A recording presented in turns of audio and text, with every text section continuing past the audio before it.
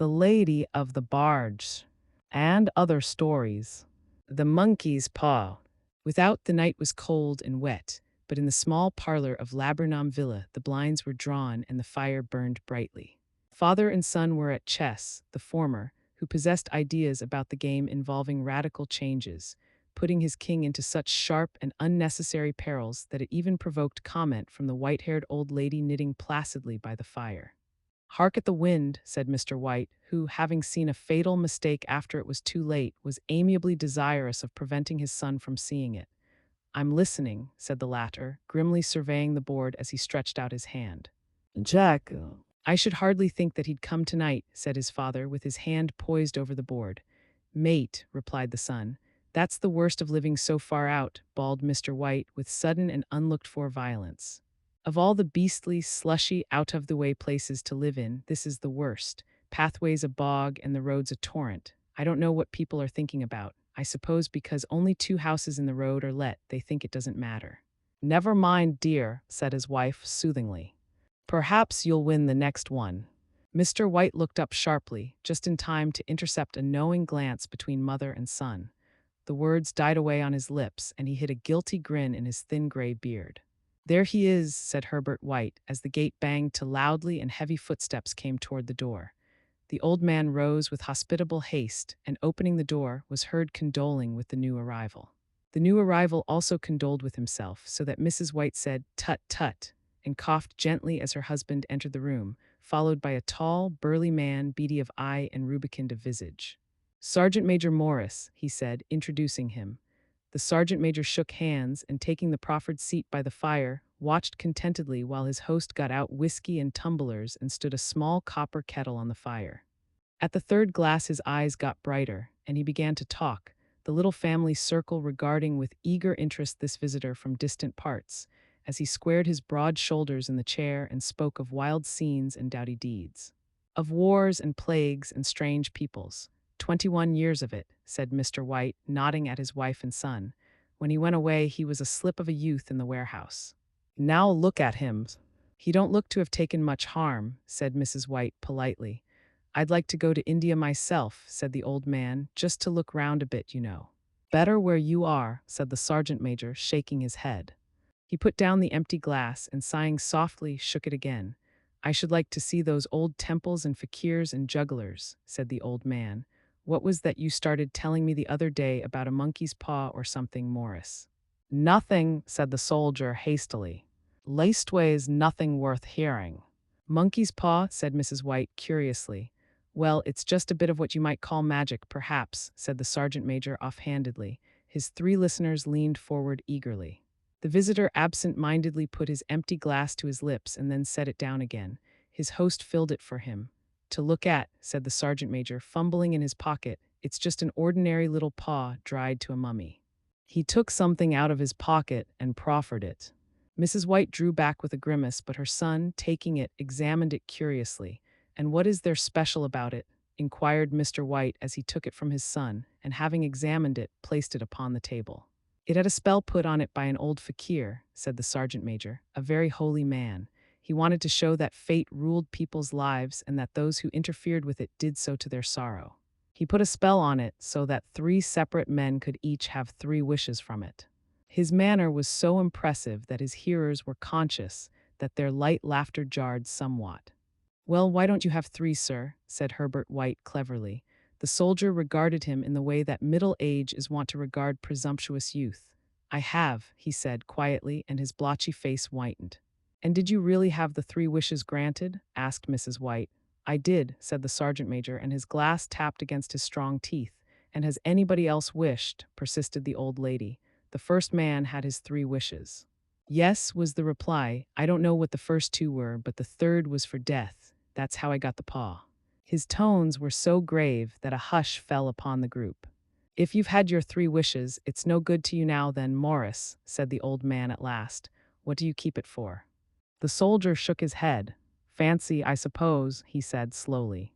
"I did have some idea of selling it, but I don't think I will. It has caused enough mischief already. Besides, people won't buy. They think it's a fairy tale, some of them, and those who do think anything of it want to try it first and pay me afterward." If you could have another 3 wishes, said the old man, eyeing him keenly, would you have them? I don't know, said the other. I don't know. He took the paw and, dangling it between his forefinger and thumb, suddenly threw it upon the fire. White, with a slight cry, stooped down and snatched it off. Better let it burn, said the soldier solemnly. If you don't want it, Morris, said the other, give it to me. I won't, said his friend doggedly. I threw it on the fire. If you keep it, don't blame me for what happens. Pitch it on the fire again like a sensible man. The other shook his head and examined his new possession closely. How do you do it? He inquired. Hold it up in your right hand and wish aloud, said the sergeant major, but I warn you of the consequences. Sounds like the Arabian Nights, said Mrs. White, as she rose and began to set the supper. Don't you think you might wish for 4 pairs of hands for me? Her husband drew the talisman from pocket, and then all 3 burst into laughter as the sergeant major, with a look of alarm on his face, caught him by the arm. If you must wish, he said gruffly, wish for something sensible. Mr. White dropped it back in his pocket and, placing chairs, motioned his friend to the table. In the business of supper, the talisman was partly forgotten, and afterward the 3 sat listening in an enthralled fashion to a second installment of the soldier's adventures in India. If the tale about the monkey's paw is not more truthful than those he has been telling us, said Herbert, as the door closed behind their guest just in time for him to catch the last train, we shan't make much out of it. Did you give him anything for it, father? Inquired Mrs. White, regarding her husband closely. A trifle, said he, coloring slightly. He didn't want it, but I made him take it, and he pressed me again to throw it away. Likely, said Herbert with pretended horror. Why, we're going to be rich and famous and happy. Wish to be an emperor, father, to begin with, then you can't be henpecked. He darted round the table, pursued by the maligned Mrs. White armed with an antimacassar. Mr. White took the paw from his pocket and eyed it dubiously. I don't know what to wish for, and that's a fact, he said slowly. It seems to me I've got all I want. If you only cleared the house, you'd be quite happy, wouldn't you? Said Herbert with his hand on his shoulder. Well, wish for £200 then, that'll just do it. His father, smiling shamefacedly at his own credulity, held up the talisman, as his son, with a solemn face somewhat marred by a wink at his mother, sat down at the piano and struck a few impressive chords. I wish for £200, said the old man distinctly. A fine crash from the piano greeted the words, interrupted by a shuddering cry from the old man. His wife and son ran toward him. It moved, he cried, with a glance of disgust at the object as it lay on the floor. As I wished, it twisted in my hand like a snake. Well, I don't see the money, said his son as he picked it up and placed it on the table, and I bet I never shall. It must have been your fancy, father, said his wife, regarding him anxiously. He shook his head. Never mind, though, there's no harm done, but it gave me a shock all the same. They sat down by the fire again while the 2 men finished their pipes. Outside, the wind was higher than ever, and the old man started nervously at the sound of a door banging upstairs. A silence unusual and depressing settled upon all 3, which lasted until the old couple rose to retire for the night. I expect you'll find the cash tied up in a big bag in the middle of your bed, said Herbert, as he bade them good night, and something horrible squatting up on top of the wardrobe watching you as you pocket your ill-gotten gains. He sat alone in the darkness, gazing at the dying fire and seeing faces in it. The last face was so horrible and so simian that he gazed at it in amazement. It got so vivid that, with a little uneasy laugh, he felt on the table for a glass containing a little water to throw over it. His hand grasped the monkey's paw, and with a little shiver he wiped his hand on his coat and went up to bed. In the brightness of the wintry sun next morning, as it streamed over the breakfast table, he laughed at his fears. There was an air of prosaic wholesomeness about the room which it had lacked on the previous night, and the dirty, shriveled little paw was pitched on the sideboard with a carelessness which betokened no great belief in its virtues. I suppose all old soldiers are the same, said Mrs. White. The idea of our listening to such nonsense. How could wishes be granted in these days? And if they could, how could £200 hurt you, father? Might drop on his head from the sky, said the frivolous Herbert. Morris said the things happened so naturally, said his father, that you might if you so wished attribute it to coincidence. Well, don't break into the money before I come back, said Herbert as he rose from the table. I'm afraid it'll turn you into a mean, avaricious man, and we shall have to disown you. His mother laughed and, following him to the door, watched him down the road, and returning to the breakfast table, was very happy at the expense of her husband's credulity. All of which did not prevent her from scurrying to the door at the postman's knock, nor prevent her from referring somewhat shortly to retired sergeant majors of bibulous habits when she found that the post brought a tailor's bill. "Herbert will have some more of his funny remarks, I expect, when he comes home," she said as they sat at dinner.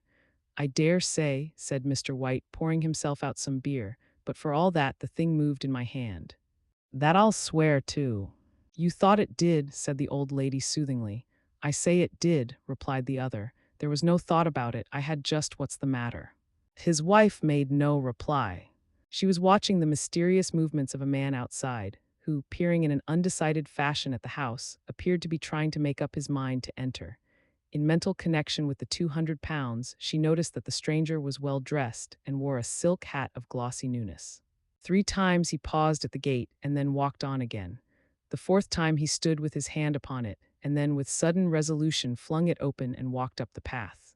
Mrs. White at the same moment placed her hands behind her, and hurriedly unfastening the strings of her apron, put that useful article of apparel beneath the cushion of her chair. She brought the stranger, who seemed ill at ease, into the room. He gazed at her furtively and listened in a preoccupied fashion as the old lady apologized for the appearance of the room and her husband's coat, a garment which he usually reserved for the garden. She then waited as patiently as her sex would permit for him to broach his business, but he was at first strangely silent. "I was asked to call," he said at last, and stooped and picked a piece of cotton from his trousers. "I come from Ma and Megan's." The old lady started. "Is anything the matter?" she asked breathlessly. "Has anything happened to Herbert? What is it? What is it?" Her husband interposed. There, mother," he said hastily. "Sit down and don't jump to conclusions. You've not brought bad news, I'm sure, sir," and he eyed the other wistfully. "I'm sorry," began the visitor. "Is he hurt?" demanded the mother wildly. The visitor bowed in assent. "Badly hurt," he said quietly, "but he is not in any pain." "Oh, thank God," said the old woman, clasping her hands.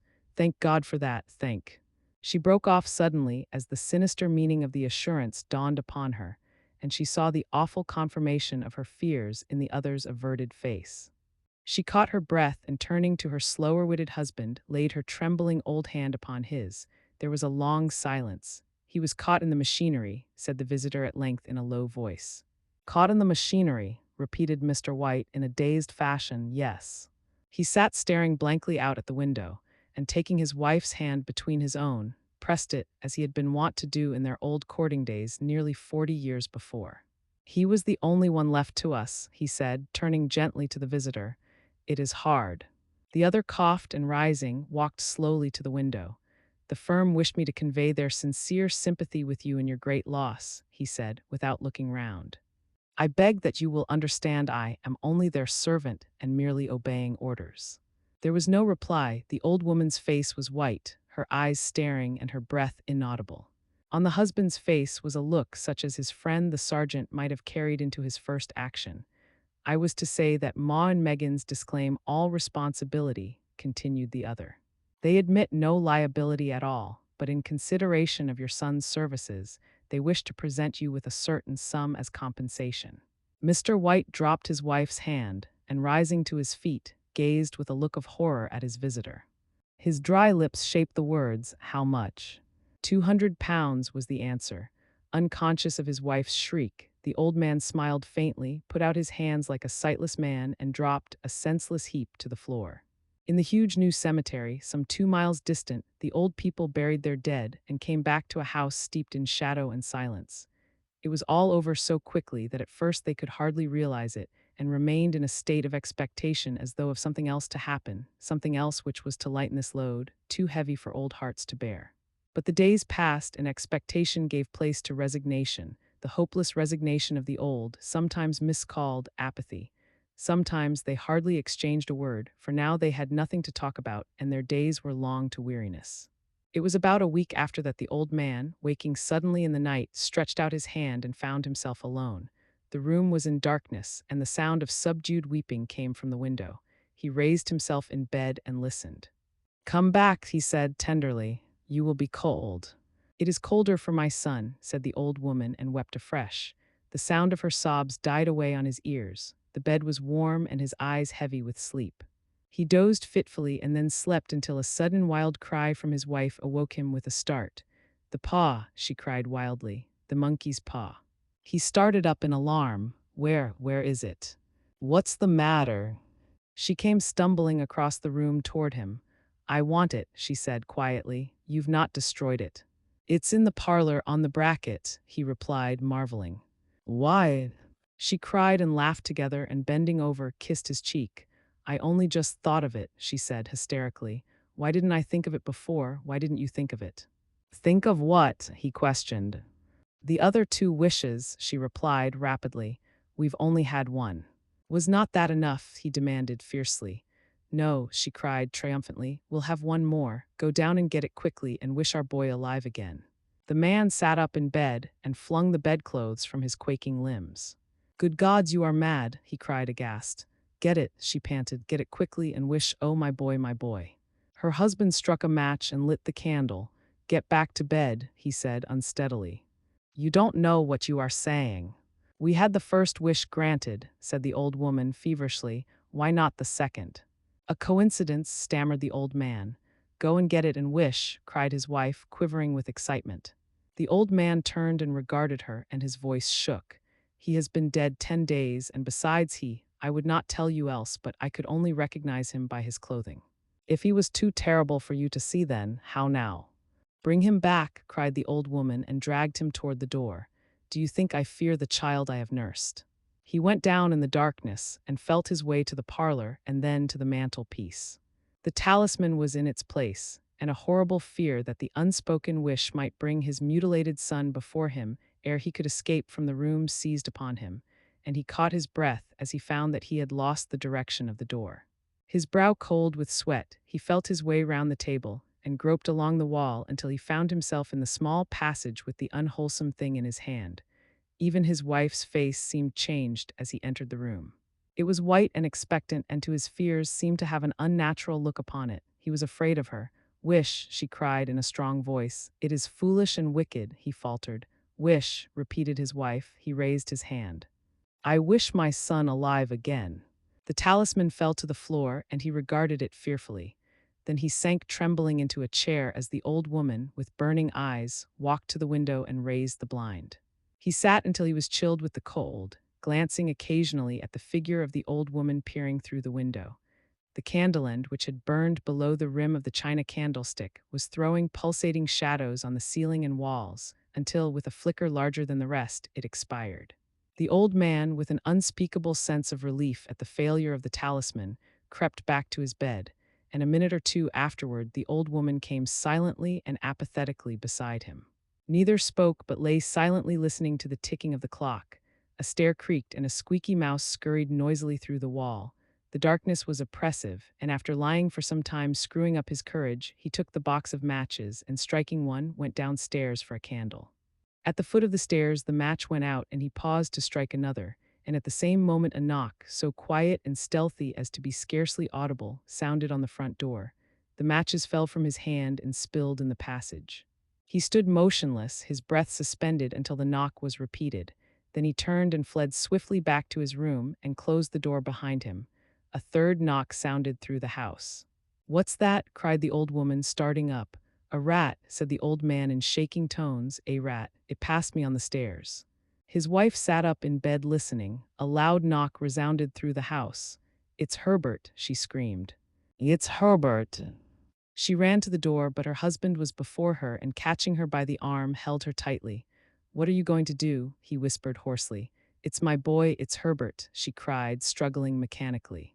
"I forgot it was 2 miles away. What are you holding me for? Let go. I must open the door." "For God's sake, don't let it in," cried the old man, trembling. "You're afraid of your own son," she cried, struggling. "Let me go." "I'm coming, Herbert, I'm coming." There was another knock and another. The old woman with a sudden wrench broke free and ran from the room. Her husband followed to the landing and called after her appealingly as she hurried downstairs. He heard the chain rattle back and the bottom bolt drawn slowly and stiffly from the socket. Then the old woman's voice, strained and panting. "The bolt," she cried loudly. "Come down." "I can't reach it." But her husband was on his hands and knees groping wildly on the floor in search of the paw. If he could only find it before the thing outside got in. A perfect fusillade of knocks reverberated through the house, and he heard the scraping of a chair as his wife put it